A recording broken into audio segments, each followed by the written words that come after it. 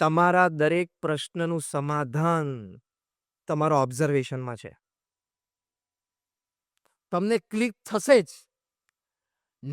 Natural ecosystem એવી છે અને મેન મેડ ઇકોસિસ્ટમ પણ એવી છે કે તમારા દરેક પ્રશ્નનું સમાધાન તમને આજુબાજુથી જ મળશે.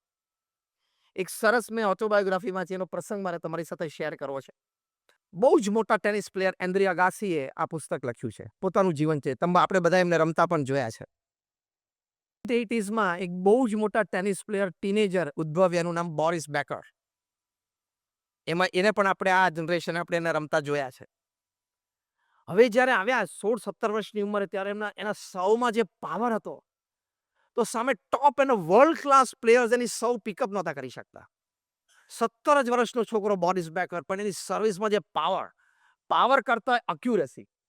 કારણ કે એ કેવી રીતે ટ્રેન થયેલો બોરિસ બેકર, કે ટેનિસ કોર્ટમાં સામેના કોર્ટમાં જ્યાં જે સ્ક્વેરમાં એને બોલ લેન્ડ કરવાનો હોય, એમાં 1 ફૂટ બાય 1 ફૂટનું સ્ક્વેર એના કોચ મૂકે અને કે તારે અહીંયા બોલ લેન્ડ કરવાનો છે. એવી ટ્રેનિંગ એને આપેલી. એટલે એવો ટ્રેન થયેલો 17 જ વર્ષનો છોકરો કે he could land the ball perfectly at the spot where he wanted. Now this is very dangerous for the opponent. સામેવાળા માટે તો બહુ ડેન્જરસ થઈ જાય. એક તો એટલી પાવરફુલ સર્વિસ, પાછી એસ, જે મોસ્ટ પાવરફુલ સર્વ કહેવાય, એમાં માસ્ટર હતો. એટલે સામે જે બોલ લેન્ડ કરે એમાં ફોલ્ટ લાઇનની 2 જ ઇંચ અંદર, એટલે ફોલ્ટમાં ના આવે, બોલ ટપ્પી પડે અને વાઇડ જેમ પેલો પેસ બોલર સ્વિંગ કરે ને એમ બહાર જતો રહે કોર્ટની. એટલે પેલો બિચારો ઉછળીને રેકેટ લાંબુ કરે ને તો અડે જ નહીં. એટલે સીધું 15 લાવ, 30 લાવ, 40 લાવ, ગેમ પૂરું, પોઈન્ટ આવી જાય.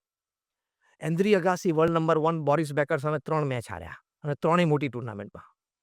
એટલે એમ થયું કે યાર, આને કંઈક રીતે હેન્ડલ તો કરવો પડશે, નહીં તો આ તો છવાઈ જવાનો હમણાં 2 વર્ષમાં તો. શું કરવું? એણે આ સહારો લીધો, લેટ મી ઓબ્ઝર્વ હિમ વેલ. અને બીજું વાક્ય તમને કોઈ કશું યાદ ના રહે આજની આ પ્રવચન વાતમાંથી, તો આ લઈને જજો. The answer to your problem lies in the problem itself.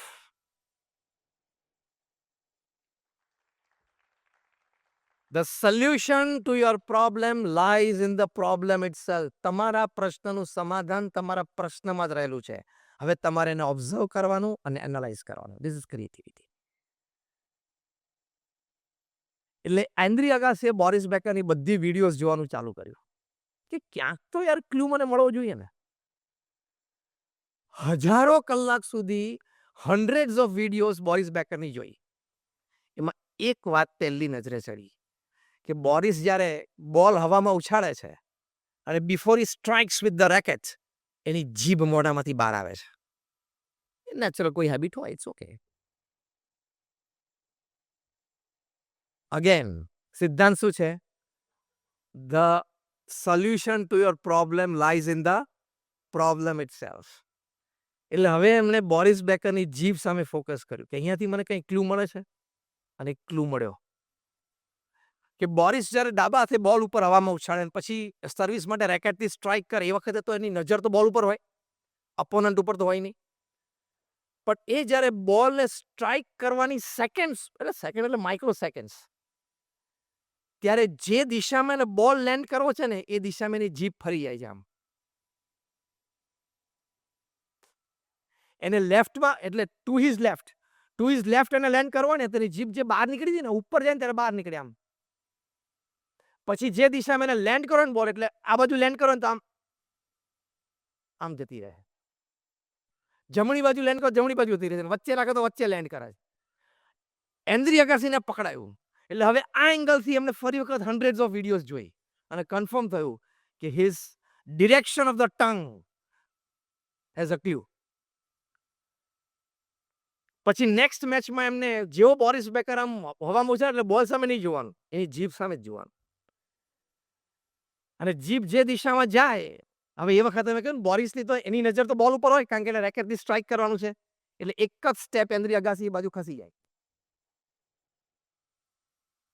એક જ સ્ટેપ ખસી જવાનું એટલે બોલની સ્ટ્રાઇકિંગ એટલે રિસીવિંગ રેન્જમાં આવી જાય. અને he started answering all the powerful serves of Boris Becker. Andre અગાસીએ નક્કી કર્યું કે મારે દર 3-4 સબવે હાથે કરીને એક ભૂલ કરવી જેથી એને ખબર ના પડે કે એની કોઈ ક્લ્યુ મારા હાથમાં આવી ગઈ છે. આ બહુ જ સરસ સ્ટોરી એન્ડ્રી અગાસીએ પોતાની ઓટોબાયોગ્રાફી, again the name of the autobiography is open, OPEN, an autobiography. પોતે વર્લ્ડ નંબર 1 વર્ષો સુધી રહ્યા અને લગભગ 10-12-14 કદાચ 8-10-12 જેટલી ગ્રેન્ડ સ્લેમ્સ જીત્યા છે. પછી સળંગ 8 ટોર્નામેન્ટ મેચીસ એન્ડ્રી અગાસીએ બોરિસ બેકરને હરાવી. વર્ષો પછી બંને રિટાયર થયા. કોઈ એક પ્રમોશન ઇવેન્ટમાં બંને જણા મળ્યા. કોઈ કંપનીની પ્રમોશન ઇવેન્ટ હતી એટલે બંને જણાને બોલાવેલા. એ બંને જણા આવ્યા. એન્ડ્રી અગાસીએ બોરિસને કીધું કે Boris, I want to tell you something, a big secret of your life. Boris કે વોટ્સ ધેટ? એમ કરીને એન્ડ્રી અગાસીએ રહસ્ય ખોલ્યું. તું જે દિશામાં પહેલા કીધું કે તને આશ્ચર્ય તો થતું હશે ને, હું 3 મેચ સળંગ હાર્યો પછી 8 મેચ સળંગ જીત્યો. તો કે હા. બોરિસ બેકર કે every time when I lost the match against you, હું પાછો હોટલ પર જાઉં અને મારી વાઈફને કહું કે આ એન્ડ્રી અગાસી પાસે મારો કોઈ ક્લુ આવી ગયો એવું લાગે છે, પણ મને પકડાતું નથી. એવું કાયમ હું હોટલ પર જઈને મારી વાઈફને કહેતો. પણ હવે મને એન્ડ્રી અગાસી કે ક્લુ આ હતો કે તારી જીભ બહાર નીકળતી અને પછી તારે જે દિશામાં બોલ લેન્ડ કરવો હોય ને એ દિશામાં તારી જીભ ફરી જતી. આટલું લખીને એન્ડ્રી અગાસી ઓટોબાયોગ્રાફીમાં લખે છે કે hearing this, Boris almost fail from his chair. આમ પડવા જેવો થઈ ગયો. એન્ડ્રી, વોટ આર યુ ટોકિંગ? તો કે યસ. આ પ્રસંગ લખીને એન્ડ્રી અગાસી નીચે બહુ જ સરસ વાત લખે છે. એ સાંભળજો. ધીસ ઇઝ યોર ટેક અવે home for everybody, especially for the students. પહેલી વાત લખે છે, believe that you can always find a solution to your problem. Believe it.